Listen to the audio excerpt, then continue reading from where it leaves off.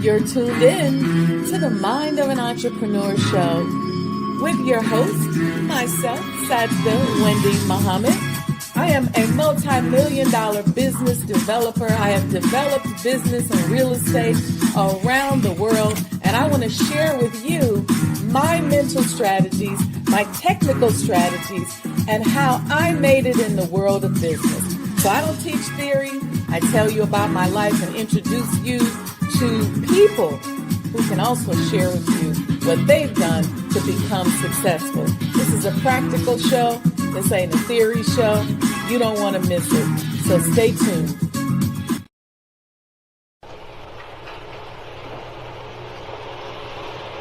O Allah, guide me among those whom Thou hast guided aright, and preserve me among those whom Thou hast preserved, and befriend me among those whom Thou hast befriended. Bless me in whatsoever Thou dost grant me, and deliver me from the evil of what Thou hast judged. Surely Thou judgest, and none can judge against Thee, and he whom Thou befriendest is not disgraced. Blessed art Thou, O Lord, and exalted be Thee above what they set up besides Thee. I bear witness, nothing deserves to be served besides Thee, and I bear witness that Muhammad is Thy servant and apostle. Amen.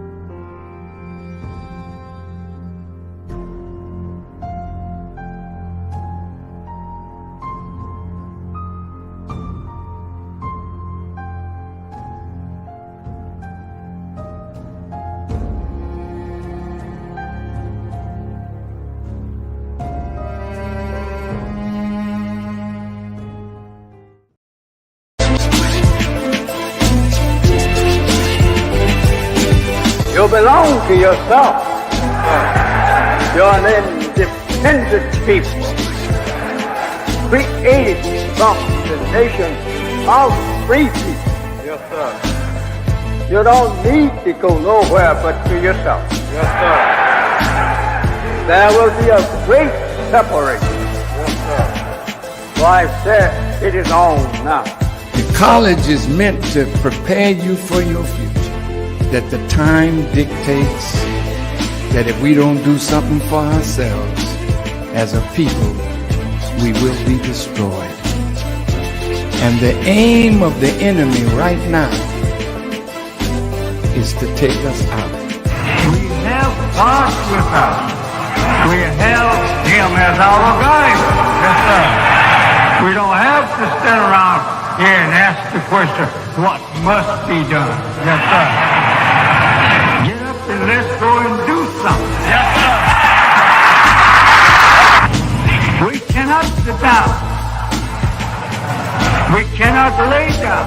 Yes, sir. We must get up. Yes, sir. And go to work. Do you know what real joy is in life? Visioning something and bringing it into reality. That's real joy. Do you know what the next step in joy is? Behold how good and how pleasant it is for brethren to dwell in unity. Tonight, you need to fasten your seatbelts. We're going to hear from some of the greatest minds in the world. I don't know about you, but I'm tired of trusting our future and the future of our children into the hands of those who don't love us. I believe we need to revitalize black leadership. Assalamu alaikum. Welcome, everyone. Peace be unto you. You're tuned in to the Mind of an Entrepreneur show. I'm your host, Sajdah Wendy Muhammad, and happy Thursday to everyone. Thank you for everyone who's been tuning in, and continue to tune in. Make sure you like and subscribe to the page. Hit that notification button so you're notified every time we go live. Man, 2023 is almost gone. You guys realize that? We're getting ready to start a new year. And I know a lot of people go, well, you know what? It don't matter. It's the Gregorian calendar and it's not real. But you know what? I think it's never a bad time to set some new goals for yourself, to get yourself set up, to start fresh in a new year, and to really be grateful, because a lot of people didn't make it to 2023 and won't make it to 2024. So it's just a time of gratitude, a time of appreciation.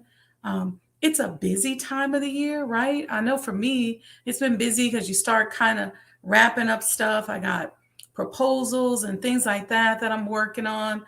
So I wanted to talk to us today and next week, the next 2 weeks, about getting ourselves ready to set goals. It doesn't matter who you are, it doesn't matter where you are in life, doesn't matter what's going on in your life.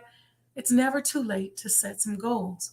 And before we set those goals, I want to talk about how we need to prepare our vessel to set those goals and ultimately to achieve them. A good thing to do would be to go back and view the manifestation series that we did last year. I don't know if you all remember, but we talked about how we learn how to create the emotions connected to our goals so that we walk into that emotion by practicing that emotion and then ultimately drawing those things to us, the circumstances, the people, places, and things. So I want to talk about that a little bit tonight, but I just want to get us ready for our goal setting. It doesn't matter what your goal is, whether it's to lose weight, whether it's to learn a new language, whether it's to get a degree, whatever it is. I think everybody should have new goals. It might just be, you know what, I'm going to be a better person. I don't know. Whatever it is, I think we should just get ready for it. And feel free to put in the chat. I see my beautiful beloveds out here. Good morning. I'm going to say good morning. Good evening, Mom. Good evening, Sister Aletha. Peace and blessings. Sister Cynthia. Wa alaikum salam. I see more of y'all up here, but y'all shy. Y'all not in the chat. And that's okay. I get really full during this time of the year because it's really important to me that we set and meet our goals. I love to see us experience the satisfaction or the taste of success, the taste of completion. It's nothing like it. It's nothing like seeing someone set a goal and watching them bring it into reality. So that's important to me. I don't know about y'all. Anyway, so let's start in. I don't know how many of you all keep journals or notebooks. I'm the kind of person, I always got some kind of notebook around with lots of stuff that I write in it. I buy journals that I think are nice and I write. And so I'm starting to write and fill in my goals and things that I'm working on. And I keep adding to it, right, throughout the entire year. Goals are important, see, because they play a dominant role in shaping the way that we see ourselves and the way in which we see others. When you're focused on or a goal-oriented person, it's more likely that you're going to have a more positive approach to life. You're going to perceive failures as just temporary setbacks rather than personal shortcomings. It's going to help you ward off depression because you'll have something to focus on. You'll have a sense of belonging to this concept of success because you'll be working towards it. And so we're going to talk about that. The great Tony Robbins, who is a world famous motivational speaker and coach, he said that setting goals is the first step towards turning the invisible to visible. And I want to put that in the chat. Turn the invisible to visible. Turn the invisible to visible. I want you to just visualize that for a minute. Something you want, it's out there, it's esoteric, it's not visible yet, but you want to be able to then see it, taste it, touch it. You want it to be tangible. See, studies have shown that when we train our mind to think about what we want in life, we talked about this in manifestation class, when we train our mind to think about what we want in life and work towards reaching it, that our brain automatically rewires itself to achieve the ideal self-image and makes it an essential part of our identity. If you set the right kind of goal, that goal will change who you are. You will become who you need to be in order to achieve that goal. And when we achieve the goal, we achieve fulfillment. And if we don't, our brain just keeps nudging us, right, until we achieve it. Many psychologists have studied this. There's studies in like Psychology Today and other mental health researchers who associate goals with a higher predictability of success. And let's talk about why. I want to talk about why those goals or setting goals is a higher predictability or sets a higher predictability towards your success. One of the first reasons is because goals involve values. Goals involve values. Let's put that in the chat. I want y'all taking notes today, and y'all can do it right in the chat because I want to start solidifying this in our subconscious. Goals involve values. Effective goals base themselves on high values and ethics. They guide us to understand our core values before embarking upon setting those goals for success. Studies have shown that the more we align with our core values and principles, the more likely we are to benefit from our goals and plans. So remember, goals involve values. Here's the next reason why goals are a great predictor of success. Because goals bind us to reality. Put that one in the chat. Our goals bind us to reality. A practical goal can create a reality check for us, right? We become aware of our strengths and our weaknesses, and we choose actions that are in line with our potential based on the goal that we set. Okay. And this is so important right now in the world that we live in. It's like everybody now is in a fantasy world. Everybody's creating this world that is based on something they see. We watch people on television. We want to dress like them. We want to talk like them. We want to do what they do. But we have no goals oftentimes of our own. What are our own personal goals?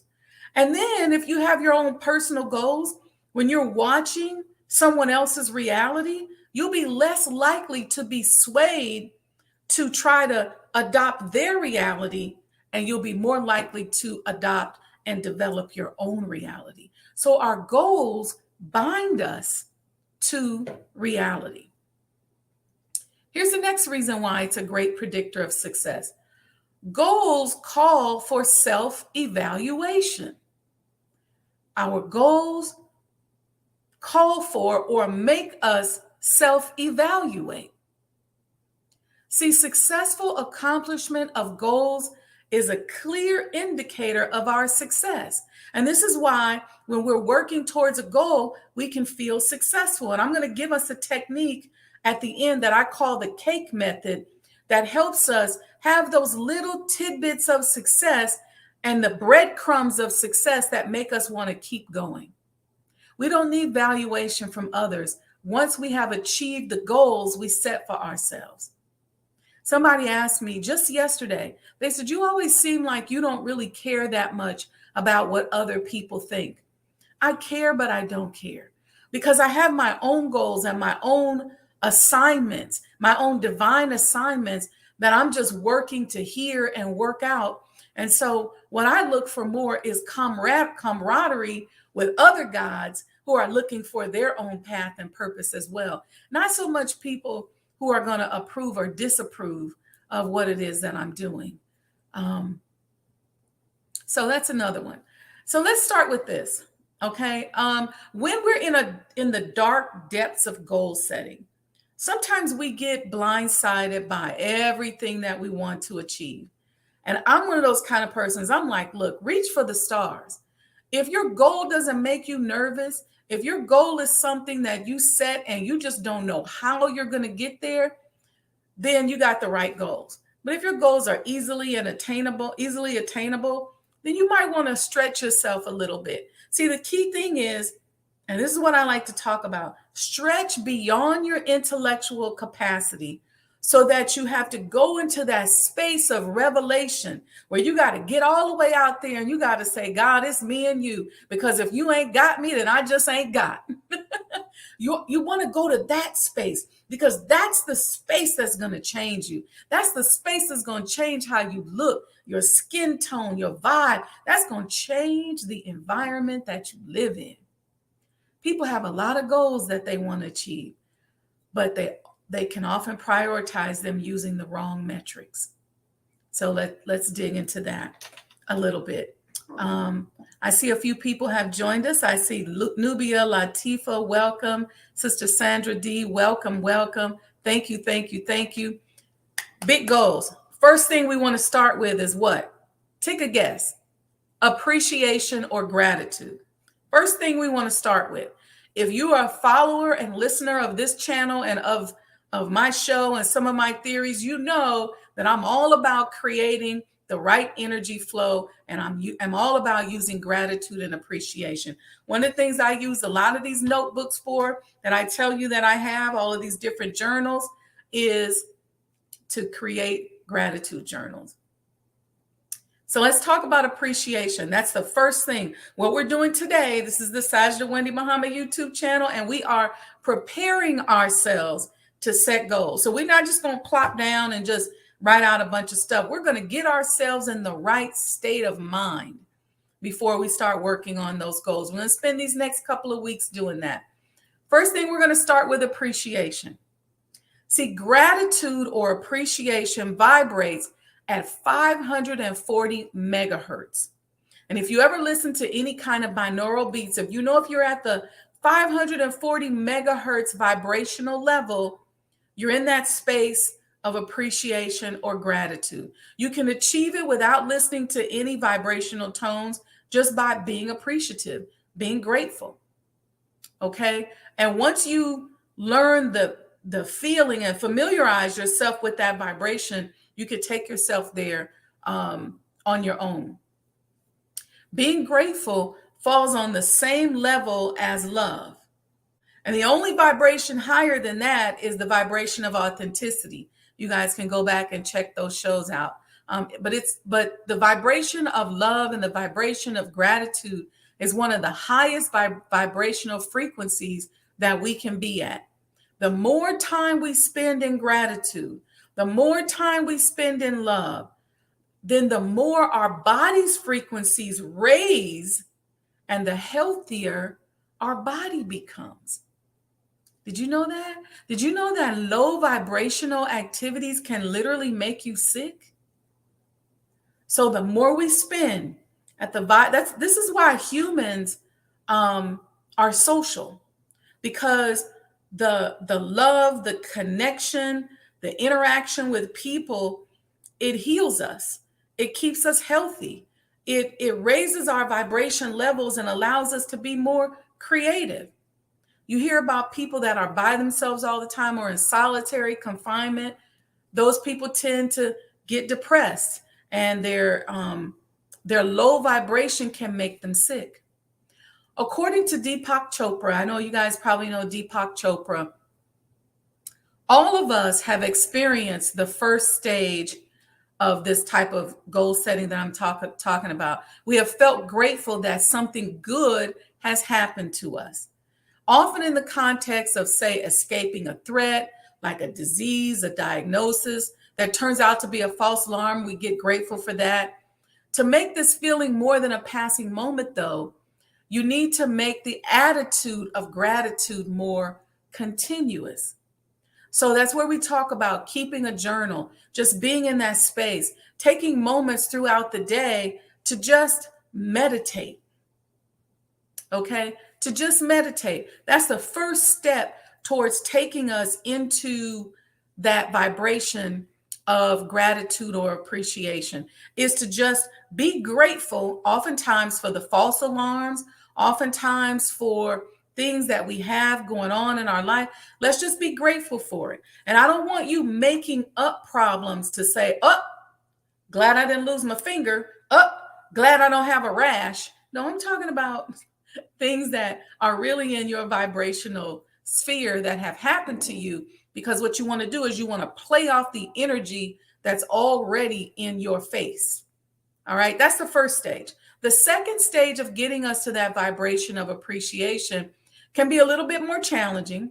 It's hard to do sometimes, but I want you to reach out to someone or reach out to somebody else, especially because it's hard, because people think that opening up and expressing their appreciation can make them vulnerable.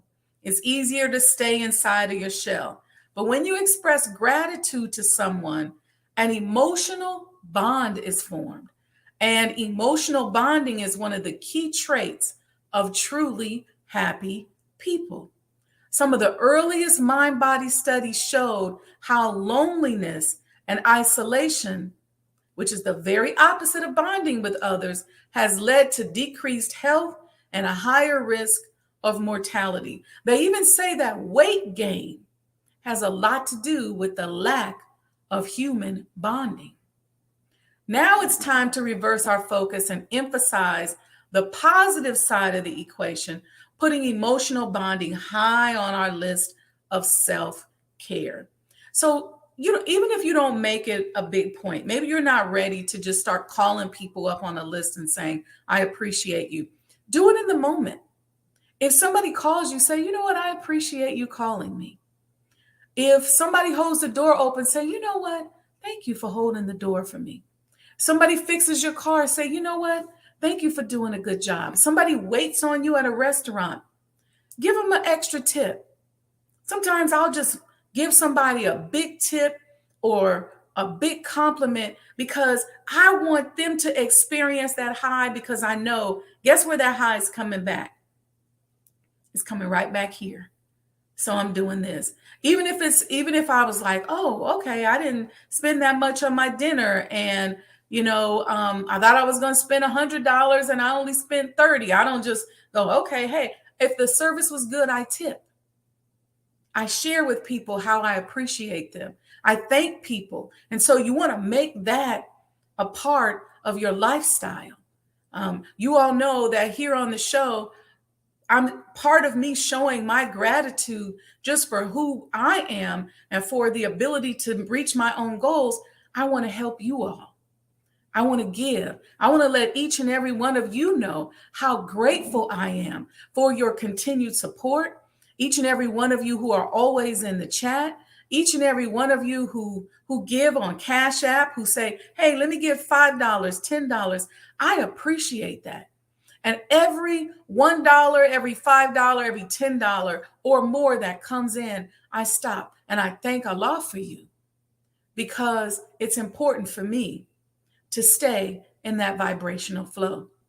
And the last way to keep ourselves in that flow is the most powerful, because it changes our futures. And when your gratitude leads to showing more sympathy, less judgment, and greater appreciation for life itself, you are setting the stage for years of positive reinforcement. You want this to just become a habit. That's really what that's saying. Create a habit of gratitude and just thank people. And let me just say this, because I see a lot of times people use like thank you and stuff like that, and tipping and all of that, sort of they weaponize it. So you see somebody and let's say they hold the door for you and you say, thank you. Y'all know people who do that, where they say thank you, but it just sounds nasty. Use your voice and create a vibration inside of yourself. We're getting into the science of it. Create a vibration inside of yourself that feels good, so that when you say to that person, thank you. Thank you for holding the door for me. Thank you for calling and asking how I'm doing.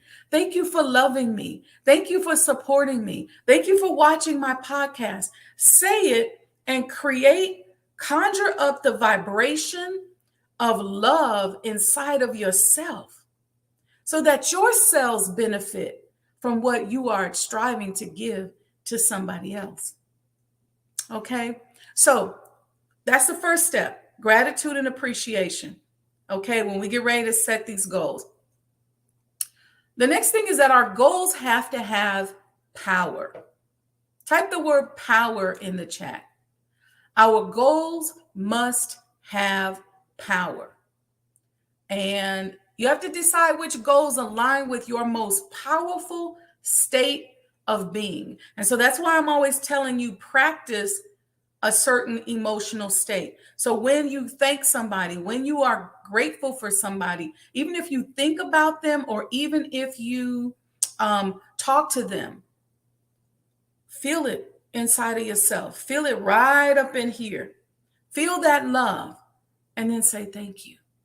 That's how you start working with yielding your own power. Okay, so that's what you want. You want your goals to align with your most powerful state, because if you're at your most powerful, there's a high probability that you'll succeed. I'm going to say that again. If you're at your most powerful, there's a very high probability that you'll succeed. And this is often what we call in the emotional intelligence world as your flow state. FLOW state. F like Frank, L like love, OW state. Your flow state. Okay. What is your flow state? You all always see me demonstrating it with the hands. We give when we want to receive. How do we flow? If I'm an athlete, what's going to put me in the flow state? Do I put the headphones on backstage before I go on stage? Do I sing? Do I jog? What puts me in that flow state before I perform? Well, when we live our lives, we got to work on our flow state. The flow state is the experience of being so absorbed by an engaging, enjoyable task that your attention is completely held by it. You generally lose sense of time, self-consciousness, and anything that doesn't have to do with the task at hand. I'm like that when I'm working on developing the Honorable Elijah Muhammad House Museum. When I'm there doing tours and I'm talking, or I'm there just jotting down notes or recording with you all live, it's like time stands still. So that's flow state, right? And I'm going to tell you what that is again. It's the experience of being so absorbed by an engaging, enjoyable task that your attention is completely held by it, where you lose sense of time, you lose your sense of self. That's powerful. You know, if you're an athlete or a singer, or you're working on something and you lose yourself, or you lose touch with anything that doesn't have to do with what you're working on. That's your flow state. Most people assume that this is a happy state. Let me say this first. Flow state is the highest form of happiness, where you're so happy that you just lose yourself. And I think it's a good idea to go around and try to find ways to lose yourself, whether you're looking at the ocean or looking at a lake or looking at something that's beautiful, whether it's an animal, a bird, a baby. Find something where you can just lose yourself in the beauty of that thing, that person, place, or thing. This will help you start practicing your flow state. Some people are like that when they just pet their animals. They'll pet their cat or pet their dog and go, it puts me in a flow state. It's a happy state. And most people assume that relaxation is what makes them happy. They say that the way to make yourself old is to constantly consume relaxation and comfort. That you got to make yourself a little bit uncomfortable in order to stay vibrant and alive. That's why working out is good. But a lot of people assume that if I can just relax, I'm happy. And they want to work less and spend more time in the bed. But there's a lot of psychologists. There's an author of a book called Flow State. And he says that most people have this wrong. He says that the best moments in our lives are not the passive, receptive, relaxing times. I'm say it again. The best moments in our lives are not often the passive, receptive, relaxing times. The best moments usually occur if a person's body or mind is stretched to its limits in a voluntary effort to accomplish something difficult and worthwhile. That's beautiful. It's just stretching yourself voluntarily so that you can accomplish something that's very difficult and very worthwhile. Let's talk about how to cultivate our state of flow. Okay, y'all doing all right? Everybody good in the chat? Okay, how do we cultivate a state of flow? Okay, a state is like an emotional state. And one of the things we have to learn to practice, and if you were to book a session with me, an emotional intelligence session with me, I'm going to teach you how to change your state just like that.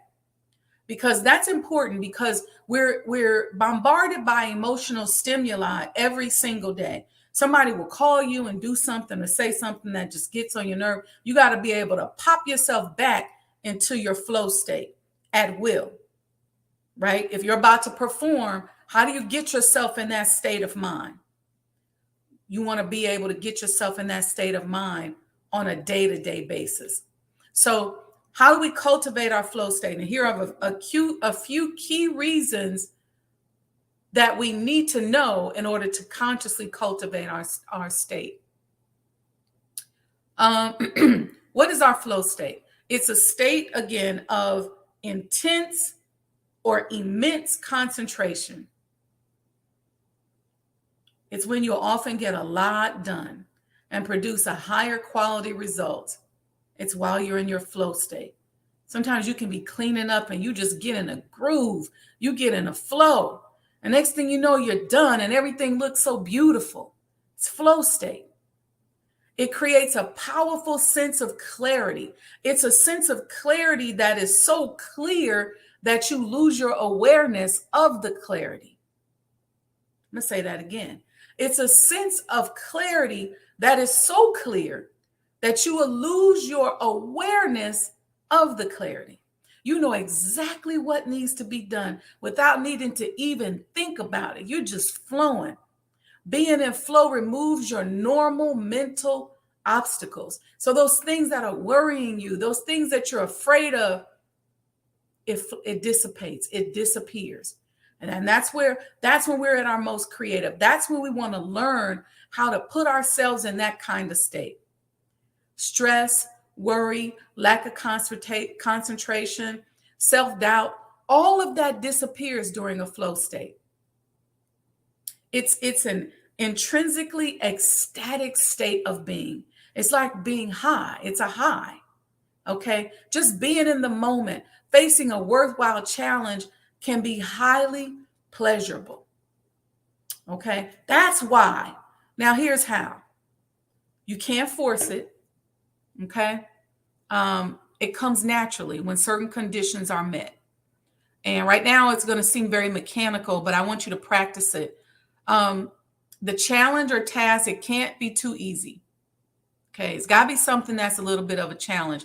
Otherwise, you'll get bored, and the boredom, or if you have apathy or you don't really care about it, it'll prevent you from going in the flow state. So you need a bit of a challenge before you can get yourself in a flow state, right? Like running a big race, or singing a big song, or going to a big interview, or taking on a task that's daunting, something that's big where you don't know what you're going to do, can help you get into your flow state. But it can't be too difficult. Otherwise, you can get anxious, and you can worry, and you can stress out, and then you can block your flow state. So if you do have a challenge that's very, very difficult, you have to figure out, and I'll talk to you using the cake method on how to break it down so that you can put yourself in the flow state and you can flow from one micro goal to the other. You want to have a clear goal. Okay. Flow is achieved when you're working towards something that you care about. You have to be able to focus on the process and not the goal. They like to say, keep your eyes on the prize and focus on the goal. Yeah, but sometimes that goal feels like it's going further and further away. So you got to figure out a process, and you got to focus on the process and the emotion connected to the process. And that's going to get you to the goal. Okay. You can't be really interrupted a lot. You got to really try to find a sustainable amount of time in which you do this kind of flow work. And of course, you all know I talk about this all the time. Meditation is really powerful. There are some days where I may meditate quick 10, 15-minute meditation, maybe 9 or 10 times a day, because I'm trying to stay in a flow state. And maybe I'm getting a lot of phone calls. Maybe there's just a lot on my mind. Maybe I'm stressed out or worried about a lot. And so I'll just have to keep putting myself in the flow state by consistently meditating and just saying, okay, I need to feel that energy. I need to talk to the vibration, and I'll take myself there. So that's flow state. Now, the next thing that's important for your goals is that you got to personalize them. Okay. After you've established your goals and they align with your great power and you're in your appreciation state and you narrow it down further, you have to make sure that the goal means something to you.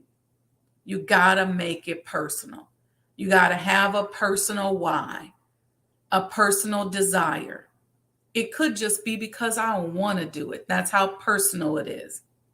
But you got to personalize these goals. You got to approach these goals, and these goals have to each be passionate. So when you're talking about personal goals, there's more passion involved. And when you're more passionate, you have this emotional connection that makes you want to work at them more often and more frequently. Okay.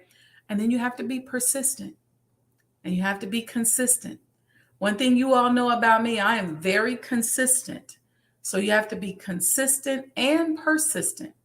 When our goals align with our passion, it feeds back into our power. And the success or progress we experience when working towards goals that align with our greatest power naturally helps us to become more persistent in our efforts. Okay. The last thing I want to talk about today is what I call the cake method. You can type that in the chat, the cake method.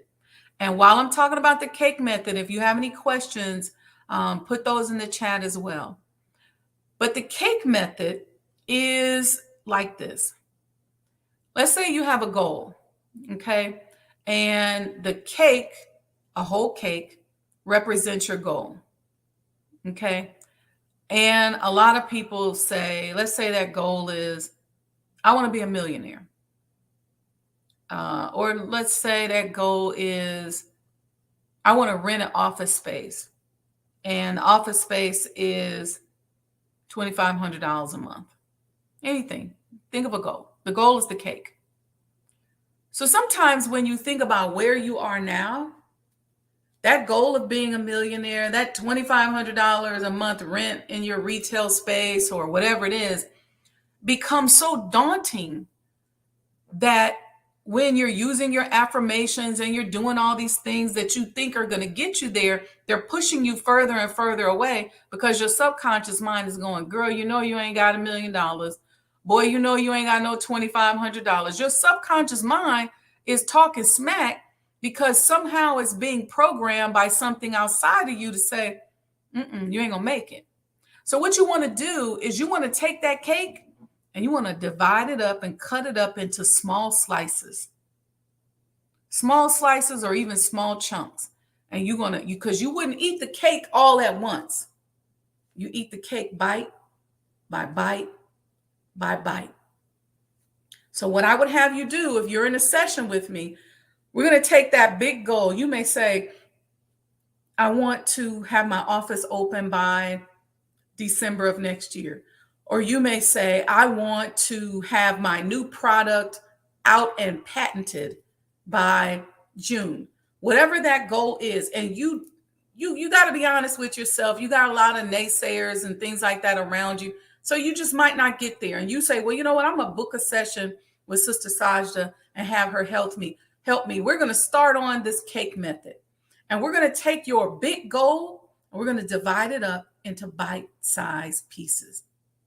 I had somebody I was coaching the other day who's going to be opening up a space, and they now know what their rent is.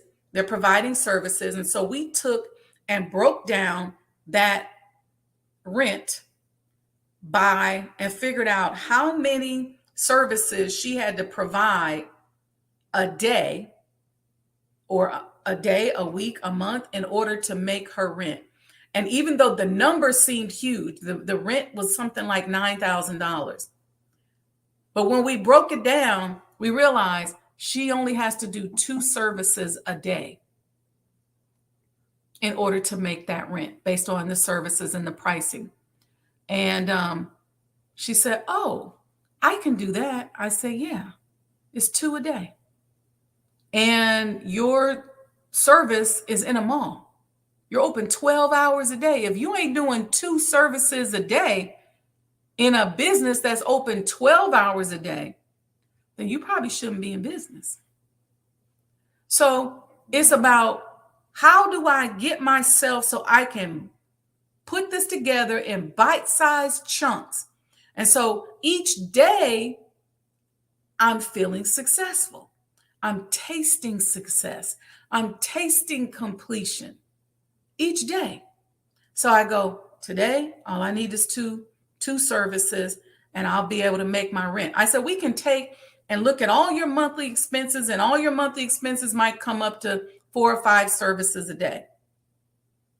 So if that's the case, then when you hit those 4 or 5, you got a sense of accomplishment. You go, I feel successful. Now you're moving through the rest of your day in a successful manner. So how do we take that big goal and create these micro goals so that you keep going from one success to the next success and the next success and the next success. So we got to break that big goal down into bite-sized chunks, because you wouldn't take the whole cake and eat it all at once. You eat it bite by bite by bite. This is how we're going to prepare ourselves.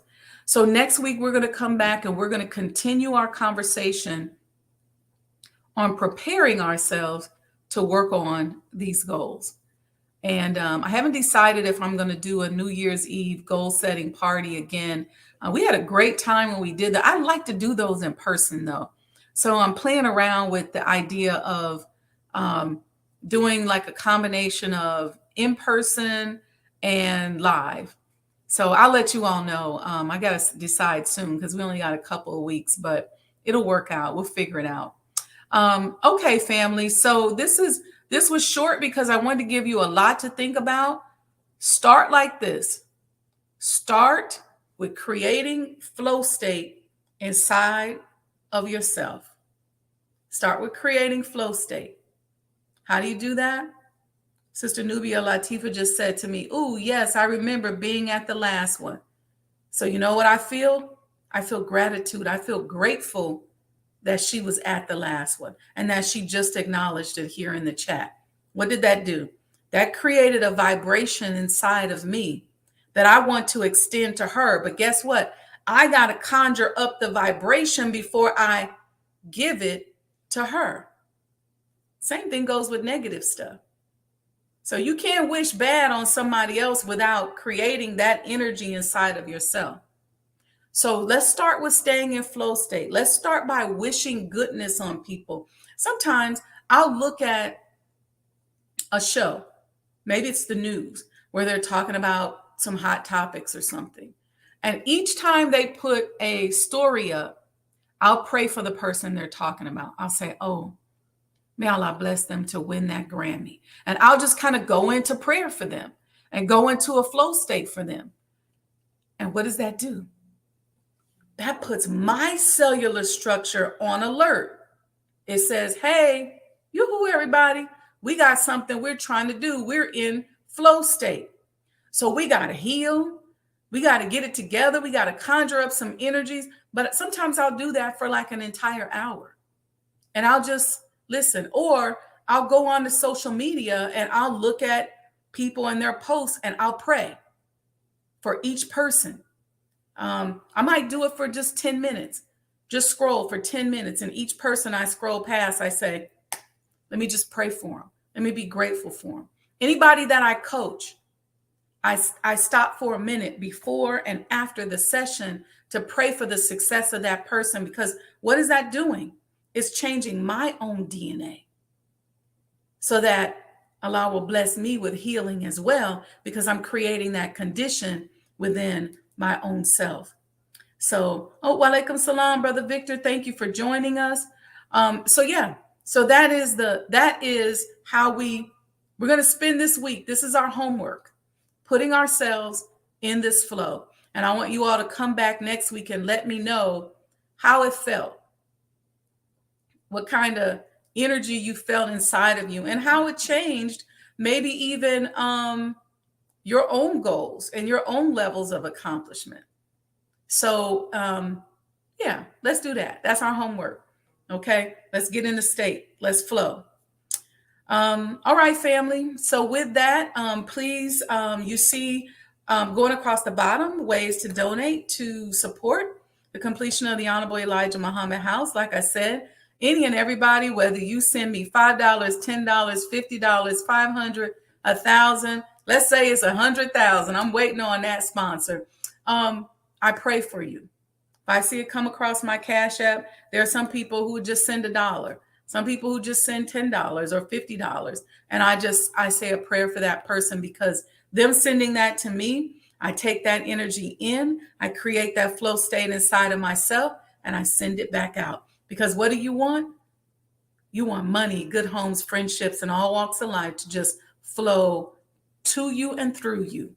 And you want to be able to bless others with that as well. At least that's what I want.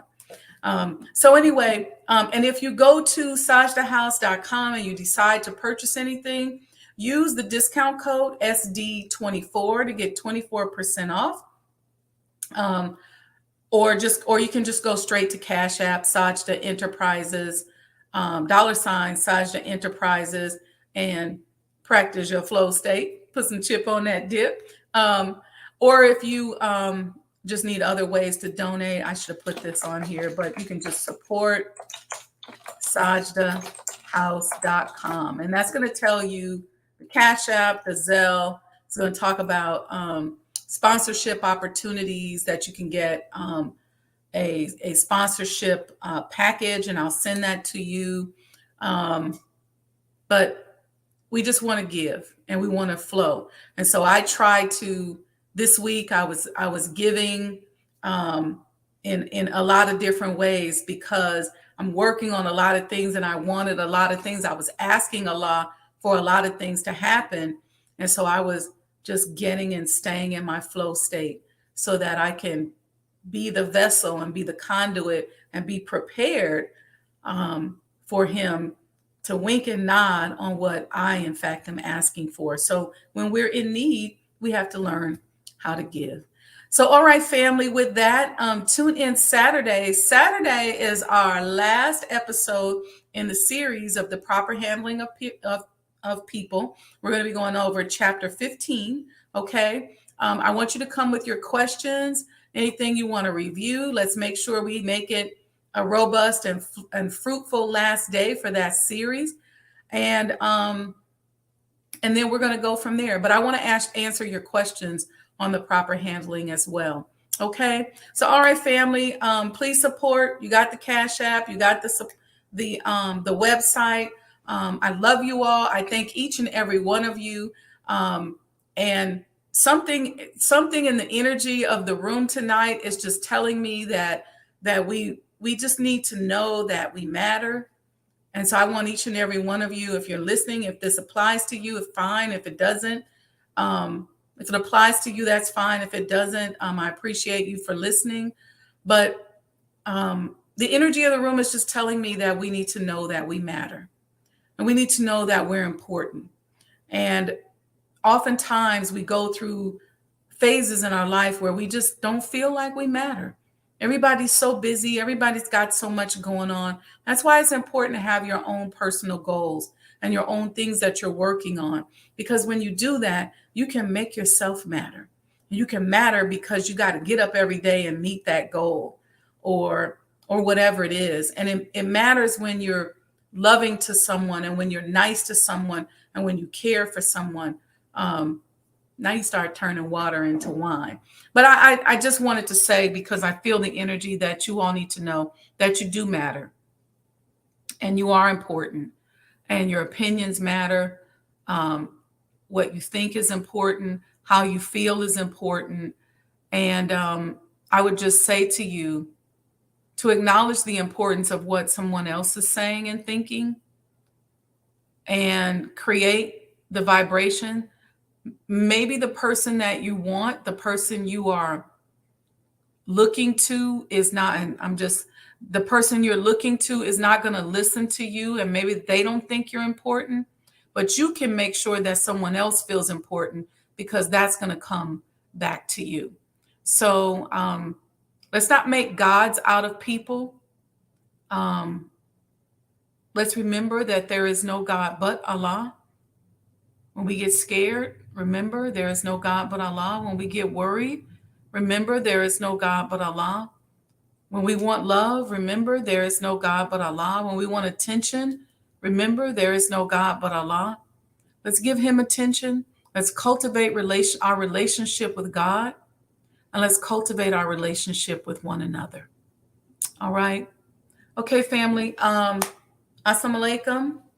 And peace and blessings. And I thank each and every one of you for your continued support. See you Saturday, inshallah. Assalamu alaikum. The Honorable Elijah Muhammad, who in my judgment is the master historian, taught us that of all our studies, history is the most attractive, and it is best qualified to reward the researcher. History is most attractive. Why should history be most attractive?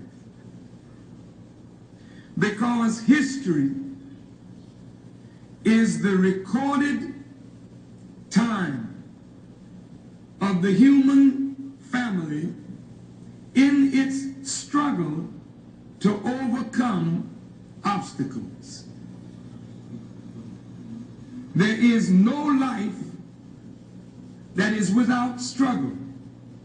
The Holy Quran teaches us that man, meaning man and woman, is made to face difficulties. And after difficulty comes ease. But it is history that guides us through difficulty. For if you know how people who had difficulty yesterday got through, and if your difficulty is somewhat similar, then today we also can get through if we follow the guidance of history. This is why Carter G. Woodson and many of our black giants fought for black people to know our history. Because in not knowing our history, we don't have a guide.